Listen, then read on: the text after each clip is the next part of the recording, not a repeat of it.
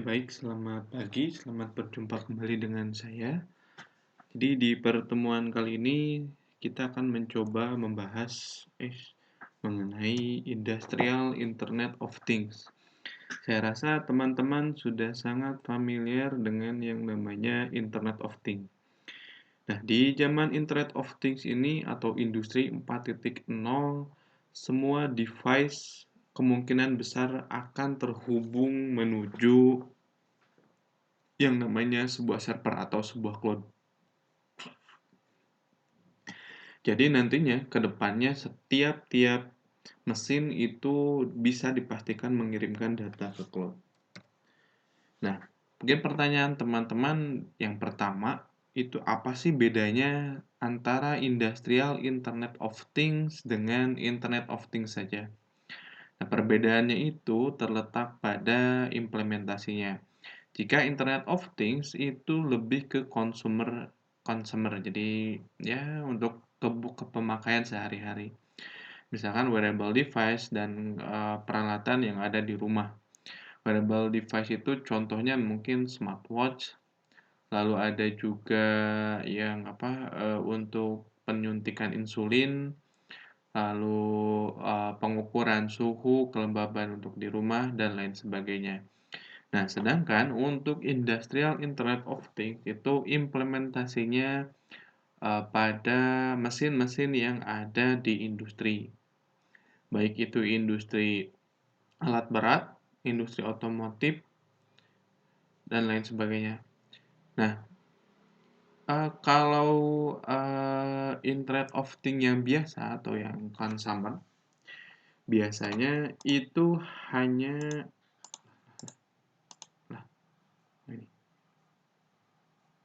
ini consumer Internet of Things proses pada saat setelah digunakan oleh end user, kapan sih alat tersebut akan di maintenance gitu ya. Nah, biasanya alat tersebut akan di maintenance pada saat alat tersebut mengalami kerusakan. Namun untuk Industrial Internet of Things ini biasanya sudah terjadwal. Jadi ada jadwal-jadwal tertentu yang sudah memang di awal itu sudah dijadwalkan untuk dilakukan proses maintenance untuk mengurangi waktu downtime yang disebabkan oleh kerusakan dari alat tersebut.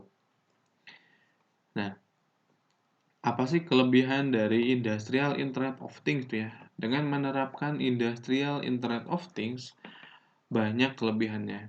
Bisa menghemat uang, baik dari segi produksi karena melakukan banyak efisiensi.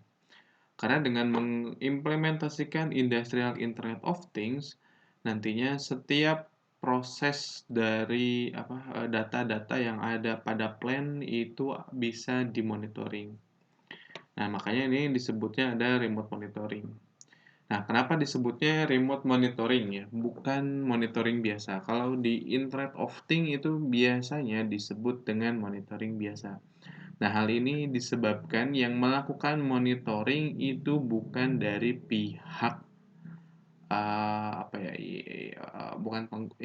bukan dari yang melakukan monitoring itu bukan dari pihak yang mempunyai plan tersebut, melainkan vendor. Nah, vendor di sini dia biasanya adalah orang-orang atau perusahaan yang melakukan maintenance ataupun perbaikan.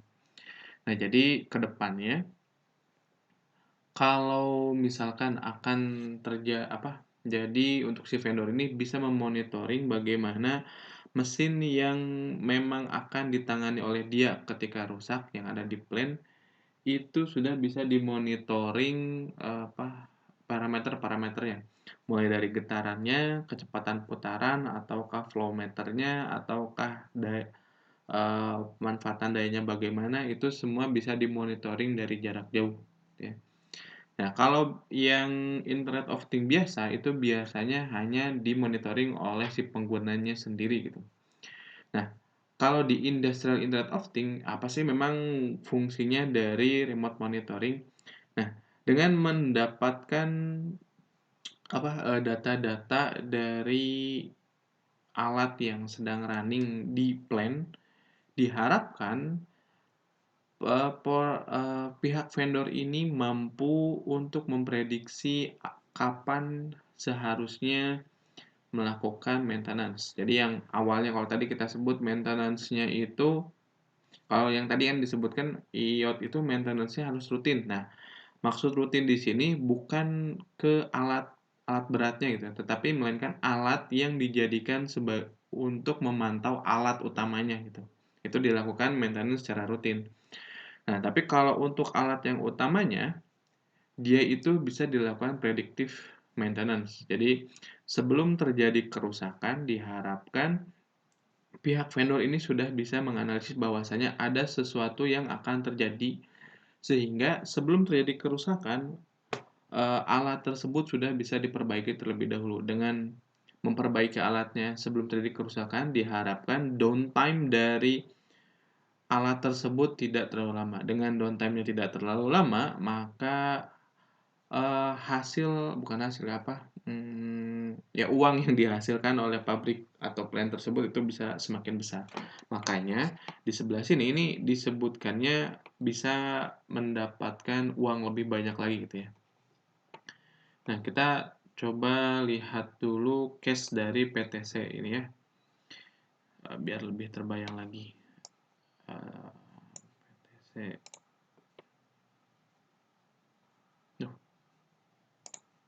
Bentar.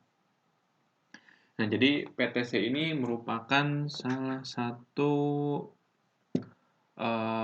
platform yang menyediakan Internet of Things ya. Nah, platform di sini maksudnya dia itu mampu untuk mengintegrasikan lah, integrator mungkin ya kalau disebutnya. Nah, mungkin teman-teman selain ini pasti bertanya lagi, apa bedanya lagi dengan SCADA? Nah, kalau SCADA itu dia lebih ke proses manufakturnya, apa yang dibuatnya, bagaimana proses manufacturing-nya berjalan gitu ya. Itu masuknya di level SCADA. Tetapi kalau level Industrial Internet of Things, dia itu lebih ke pemantauan dari tiap-tiap mesin yang digunakan di proses manufacturing itu. Maksudnya begini, kalau di SCADA itu kan dilihat ya, prosesnya itu mungkin sehari ini bisa memproduksi berapa, lalu mesin ini jalannya sebagaimana cepat, dan lain sebagainya. Jadi kalau SCADA itu lebih ke proses monitoring dari proses manufakturnya itu sendiri. Tapi kalau Industrial Internet of Things, dia itu memantau bagaimana kinerja dari tiap-tiap parameter. Misalkan ini kecepatannya berapa, tapi dipisah-pisah gitu, bukan suatu kesatuan. Nah, maksudnya supaya dari data-data tersebut nanti bisa disimpulkan bagaimana performa dari tiap-tiap mesin yang digunakan. Nah, ini contoh remote equipment yang diterapkan oleh pihak PTC di site-nya yang dimiliki oleh Caterpillar. Di mana Caterpillar ini beroperasi di daerah Kanada yang dekat dengan Arktik. Bentar, ini kok lama bukanya?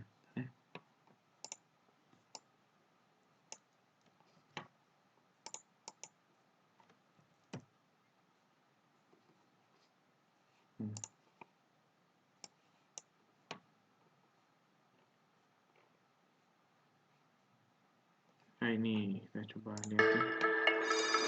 We're mining here in the Arctic environment here in northern Canada. And it's very difficult to get to some of these areas. Temperatures regularly below -40, even -50. Nah, karena temperaturnya ini sangat-sangat rendah, ya jadi sangat banyak masalah lah. Any electrical source, 100% off the grid. We rely on our own power here. We need to ensure that we can predict failures. One of those power stations goes down, it becomes dire quite rapidly. 50 below, if they don't have power, they don't have heat, they don't have any way to stay alive, really. Caterpillar's really been innovating for decades. Predictive analytics is key to our ability to deliver our 3 key KPIs to our customer: total cost of ownership, availability, reliability. Their cost of downtime, it's not measured in days or in months, it's measured in hours, and that cost is substantial. So part of my responsibility as a fleet advisor for the Electric Power Division is really looking at data and trying to understand what that data is telling us. Nah, kalau teman-teman lihat di sini, jadi dari node Internet of Things itu mengirimkan sebuah data atau parameter apapun lah itu ya, mau itu suhu, kelembaban, ataukah rotate kemampuan putaran dari yang tadi ya, conveyor dan lain sebagainya. Nanti dari pihak vendor ataupun dari pihak plan-nya yang punya plan itu sendiri akan menganalisis berdasarkan data-data yang sudah di-collect dari tiap-tiap node IoT itu. Providing powerful insights to that customer so they understand when they should take a problem that might cause a potential outage to that customer. We come up with technology where we can identify problems before they occur. I'm not working 24 hours a day, 7 days a week, but our analytics are. Nah, jadi kelebihannya itu kalau menggunakan tenaga manusia kan pasti membutuhkan waktu ketika mau mengambil data tiap-tiap sensornya. Kalau menggunakan Industrial Internet of Things, dia itu bisa mengkolek data 24 jam dalam jangka waktu 1 minggu. Jadi setiap hari dalam jangka waktu tertentu, kita bisa memonitoring tiap-tiap alat yang ada pada plant kita. Nah, nanti dari hasil monitoring tersebut, balik lagi ya, ke mana? Ke grafik tadi, nanti dari grafik baru bisa diambil kesimpulan. Nah, tidak setiap orang bisa membaca grafik ya kan ya. Nah, ini hanya ada di level-level tertentu saja. Mungkin nanti ke depannya dari grafik tersebut bisa diambil kesimpulan dengan menggunakan AI, tapi harus di-training terlebih dahulu. More assurance that somebody is watching and we can catch things before they break down. We can have the right parts for the job. We can know how long the repair is going to take, and we can target what we have to do. This is the way the world is going today, and they made the commitment to spearhead development and get in front of the ball, so to speak.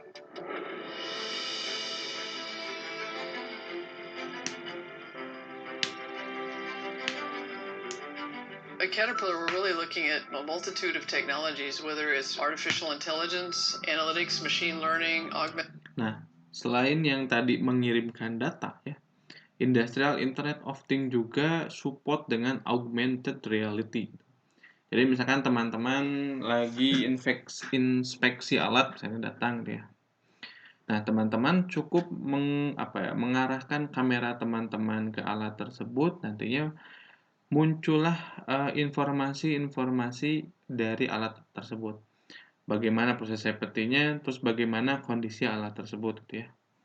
Bahkan nanti kalau tidak salah proses deassembling atau deassembling itu berarti mencopot tiap-tiap bagian dari, kalau perlu memerlukan pembongkaran dari mesin, ya nanti akan ditunjukkan melalui augmented reality. Kan kalau biasanya menggunakan ini ya, datasheet atau manual book ya, itu kan harus dilihat, belum tentu ada videonya. Nah, kalau dengan menggunakan augmented reality diharapkan pada saat proses pelepasan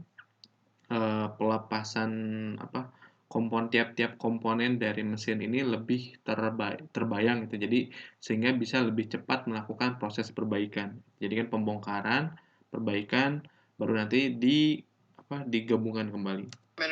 virtual reality, and being able to look at a product. Nah, kalau teman-teman lihat di atas sini yang ini, selain yang tadi gitu ya, kalau tadi kan harus ke lapangan dulu gitu. Nah, kalau ini dia itu tetap, orang itu bisa tetap ada di kantor, namun dia bisa melihat kondisi dari peralatan yang ada di site-nya. Nah, kalau biasanya itu kan hanya bagian ininya saja yang di bagian atasnya, jadi parameter-parameternya saja, berapakah frekuensi inputnya, berapakah tegangan inputnya, berapakah daya inputnya dan lain sebagainya. Nah, supaya lebih terbayang lagi ini alat yang mana, maka dengan teknologi augmented reality itu bisa digambarkan dengan alatnya. Langsung ini alatnya langsung ditampilkan. On an engineer's desk while a technician's on site looking at the physical product, allowing them to collaborate through remote troubleshooting. The outcome is a much better quality of work. Having an opportunity to work with international partners that are globally recognized, such as De Beers and Caterpillar, has allowed us to develop solutions for our customers that were not heard of 3 years ago. So these opportunities with high-frequency data allows us predictive analytics that are second to none in the industry. The real message is we're not standing still. Nah, ini salah satu contohnya ketika melakukan proses disassembly gitu ya, harus proses pembongkaran. Step 1-nya apa, step 2-nya apa. Jadi saya rasa kalau menggunakan augmented reality itu lebih lebih terbayang lah ya bagaimana proses pencopotannya gitu. We're moving forward, we're continuing to innovate and look forward to the future.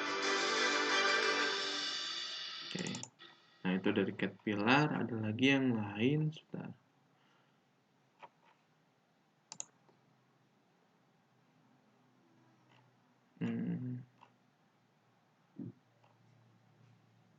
Oke. Nah, ini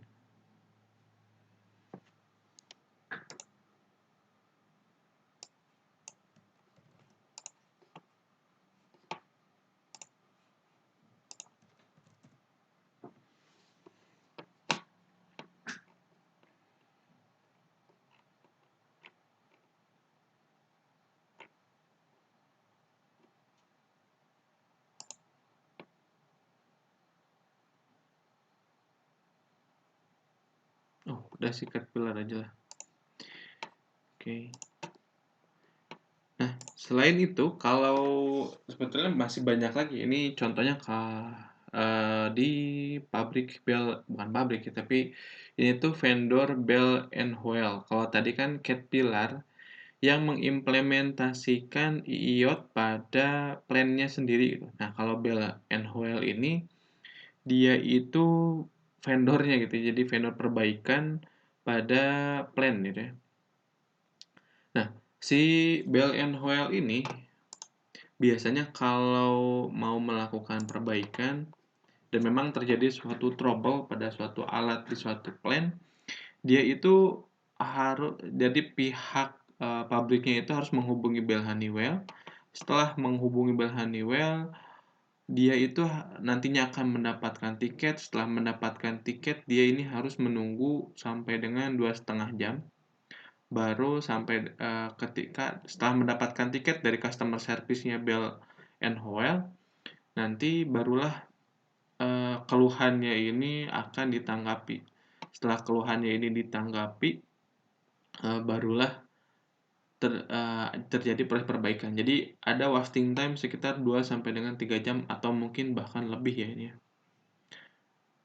Nah, kalau dengan ini mungkin ada line production yang terhenti gara-gara alatnya memang sudah rusak dulu gitu ya, maka pabrikan tersebut pasti akan mengalami kerugian gitu ya, karena yang disebabkan oleh downtime-nya itu. Nah, oleh sebab itu Bell and Howell ini mulai melakukan improvisasi dari proses pelayanan, di mana Bell and Howell ini menempatkan Industrial Internet of Things pada tiap-tiap mesin yang memang bisa mereka perbaiki, yang jadi mereka itu telah bekerja sama dengan beberapa perusahaan, di mana di tiap-tiap perusahaan tersebut telah dipasangi oleh sebuah node-node yang memantau kinerja dari mesin tersebut. Nah, nanti misalkan pihak Bell and Howell ini, nah ini yang namanya remote monitoring gitu ya. Jadi data-datanya itu, kalau tadi kan, kalau yang di Caterpillar tadi, datanya itu kan dilihat oleh bagian engineering ataupun bagian atasan dari Caterpillar-nya sendiri. Nah, kalau di sini, dia itu dilihatnya oleh pihak Bell and Howell. Jadi pihak Bell and Howell ini dia melihat parameter-parameter yang ada di mesin, di mana mesin tersebut terletak di plan, entah di mana plan itu. Nah, nanti dengan melihat kondisi menggunakan remote monitoring ini gitu ya, mereka pasti akan melakukan yang namanya predictive maintenance. Nah, kalau misalkan dilihat ternyata wah ini harus ada melakukan monitoring karena terjadi sebuah keabnormalan pada satu parameter, maka Bell and Howell sebelum alat tersebut rusak, dia itu bisa.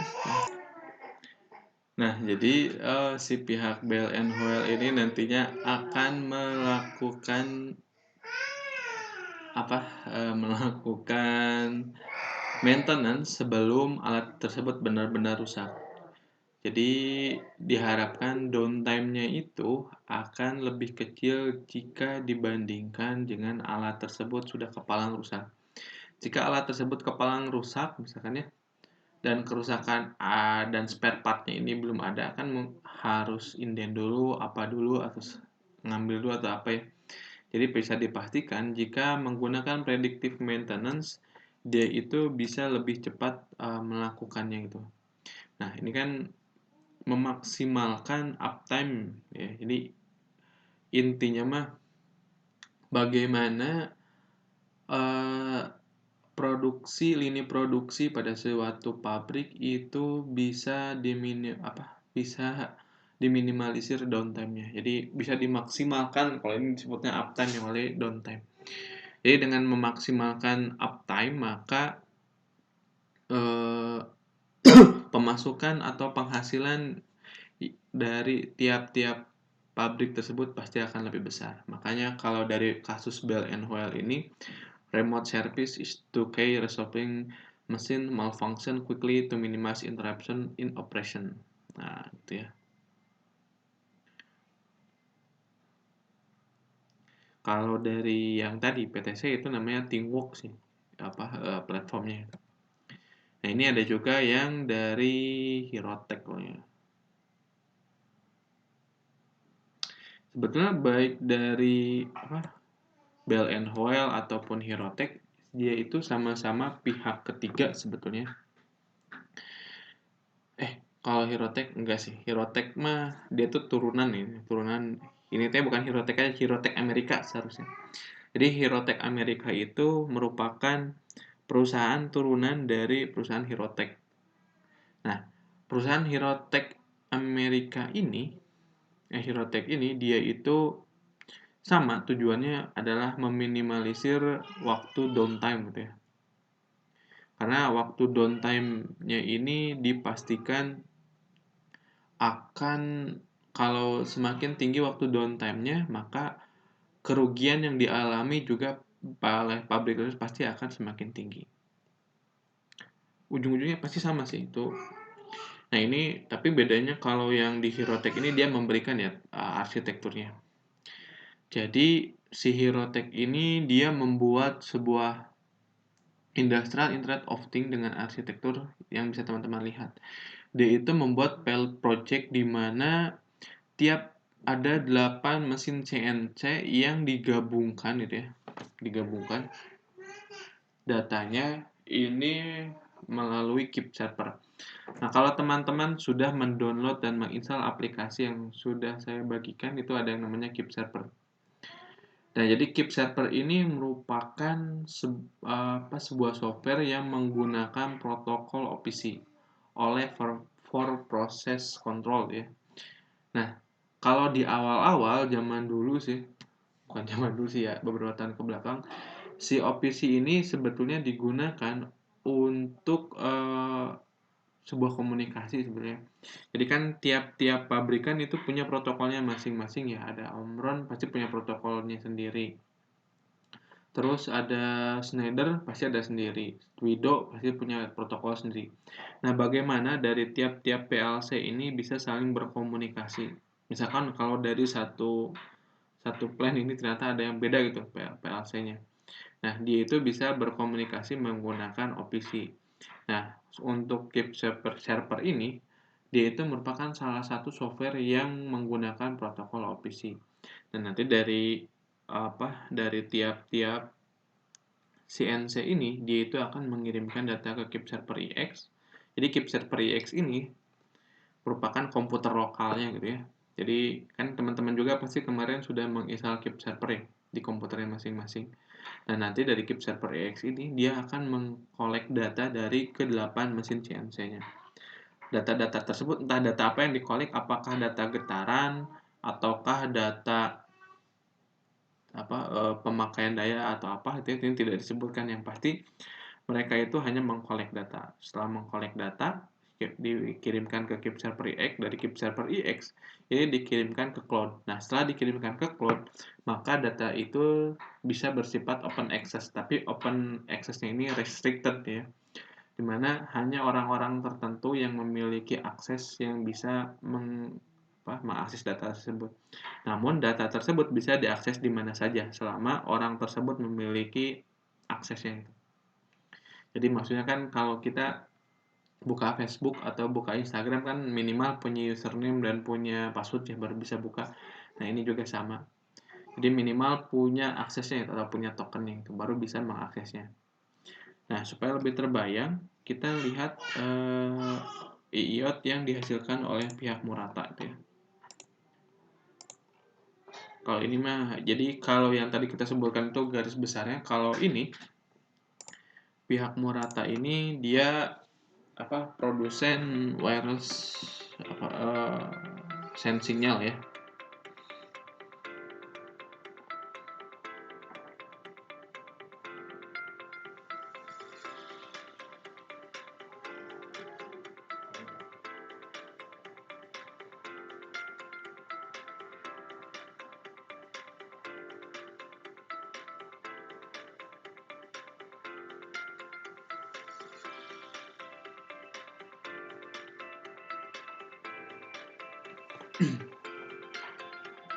Nah, ini kalau mau diinstalkan secara lokal gitu. Jadi kalau yang tadi itu kan diinstalkan, kalau yang Caterpillar ya, dia itu diinstalkannya secara lokal. Lalu yang Hirotech juga secara lokal. Yang Broad and Holley itu baru secara di luar lokal itu ya. Nah, ini jadi ini yang namanya node sensor gitu ya. Sebenarnya sama aja gitu dengan Internet of Things. Namun dia ini berfungsi untuk mengkolek data dari tiap-tiap mesin yang ada di industri gitu. Jadi nantinya ada yang namanya sensor unit dan ada juga yang namanya gateway. Jadi tiap-tiap sensor unit ini pasti akan mengirimkan parameter-parameter tertentu ke gateway, barulah dari gateway ini dikirimkan ke customer PC. Nah, dari customer PC ini nanti dia baru apakah akan dikirimkan ke cloud ataukah memang untuk dikonsumsi di pabriknya sendiri. Nah, ini merupakan tergantung pilihan dari tiap-tiap pabrikan.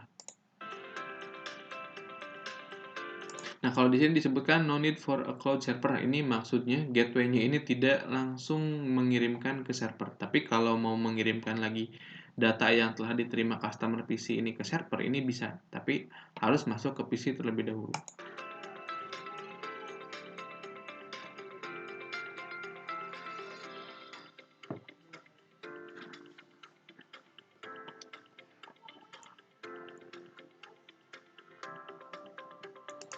Nah, kalau teman-teman lihat di sini, dari sensor vibrasi tadi yang disimpan ke atas motor itu ya, dia itu melihat getaran gitu ya. Ini satunya sudah RMS, root mean square. Jadi ketika getarannya ini tiba-tiba mulai trennya ini menaik gitu ya, ini sudah memberikan alert gitu ya. Jadi ada peringatan lah ke user. Wah, ini sudah ada yang janggal gitu. Nah, nanti ketika mencapai threshold tertentu, maka harus dilakukan sebuah maintenance. Kenapa ada alert, lalu ada juga harus dilakukan maintenance? Nah, ini maksudnya, jadi supaya kita bisa menyiapkan peralatan apa saja yang kira-kira dibutuhkan pada saat proses maintenance ini. Jadi peralatannya sudah disiapkan terlebih dahulu di ini yang pada saat mulai menanjak, dan pada saat proses maintenance-nya ini bisa dilakukan dengan lebih cepat gitu ya. Kalau misalkan tiba-tiba kita melakukan maintenance tanpa mempersiapkan peralatan apa saja yang dibutuhkan, ini biasanya akan memakan waktu proses yang lebih lama.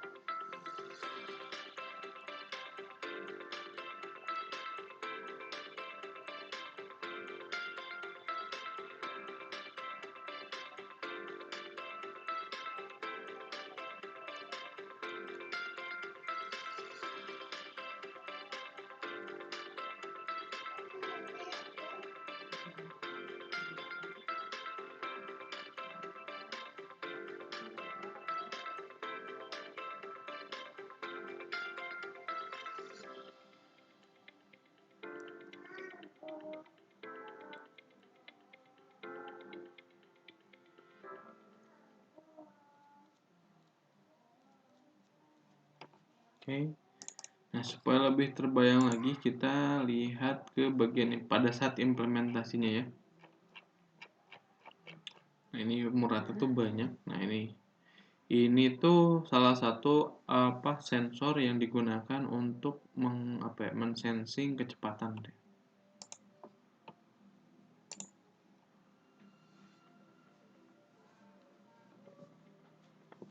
Murata Manufacturing has achieved a wide range of measurement frequencies and long battery life for its vibration sensor unit by making use of the company's knowledge of piezoceramic elements that was cultivated over many years. It is installed on the rotating equipment such as pumps and fan motors and detects abnormalities by vibrations. The vibration sensor unit can be installed easily through a strong magnet located on the bottom of the unit, eliminating the need for wiring work. The unit can be installed in narrow areas thanks to having the smallest size in the industry. Measurement data is transferred to the gateway through wireless communication. An alert notification will be sent if an abnormality occurs, enabling swift response. 現場に行かなくても振動データが確認できるので、異常が即座に把握できるようになりました。故障の予兆が見えるようになったので、急に呼び出されたりすることもなくなり、計画的にメンテナンスができるようになりましたね。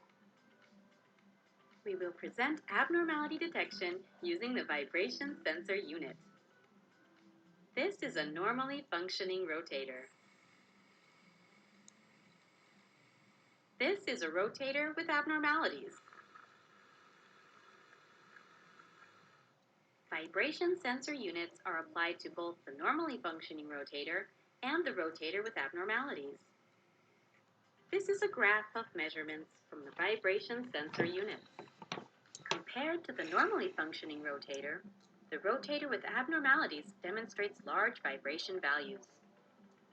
When we stopped the rotator and checked the bearing, we discovered damage on the inner ring. The vibration sensor unit detects equipment abnormalities at an early stage, enabling application of systematic maintenance before any critical malfunctions occur. The conditions of the equipment can be monitored by our customers. This makes it easy to decide the timing and frequency for maintenance. Please try applying this vibration sensor. Nah, jadi seperti yang tadi sudah dilihat ya oleh teman-teman, bahwasanya dari pihak demonstrasi, itu kita bisa membandingkan kalau ada suatu masalah di bagian mekanisnya itu akan menyebabkan perbedaan di putarannya gitu ya. Kalau tadi gitu, makanya yang dianalisis itu sebetulnya adalah grafik gitu ya. Nah, yang bisa menganalisis grafik itu bukan orang-orang biasa gitu, yang harus sudah terbiasa melihat. Tapi orang-orang tersebut membutuhkan data. Nah, datanya itu sudah di-collect secara otomatis menggunakan Industrial Internet of Things. Nah, kalau kita mau lihat lebih lanjut lagi gitu, ini ya buat apa gitu ya kalau dilihat lagi. Kan kalau tadi udah collect data nih. Nah, ini ada beberapa contohnya nih, misalkan ya ini nih, yang bawah. Automatic data collection from visual monitoring achieve reduction maintenance time 90 hour per month. Jadi dengan mengkolektif data secara Industrial Internet of Things seperti tadi ya, menggunakan node-node tadi, itu ternyata bisa menghemat waktu 90 jam per bulan yang biasanya digunakan untuk mengkolek data secara manual jika menggunakan tenaga manusia. Itu salah satu contohnya saja ya. Baik, mungkin kalau dari saya cukupkan dulu sekian ya untuk presentasi kali ini. Jika ada pertanyaan, silahkan jangan sungkan untuk menjapri saya. Sampai bertemu kembali di video selanjutnya. Assalamualaikum warahmatullahi wabarakatuh.